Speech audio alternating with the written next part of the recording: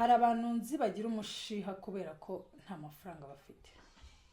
Hari umuntu ngewe nzi urwara umutwe akaremba kubera ko nta mafaranga afite. Agatashibura abana, ashihura umugore, ashihura umugabo kubera iki? Amafaranga yabuze. Amafaranga ni intandaro y'ibintu byinshi. Nzi abantu uyu munsi babaye abatinganye kubera iki? Inyota yo gushaka kubona amafaranga. Amafaranga ni intandaro y'ibintu byinshi. Amafaranga. Abantu baricana kubera amafaranga. WhatsApp.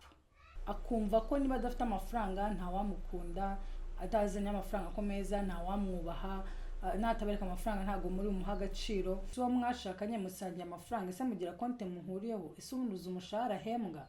Ese ubundi umushahara uhembwa? Ese y'amafaranga yaje muganira aho yagiye mubyumvikanaho mbere yuko asohoka?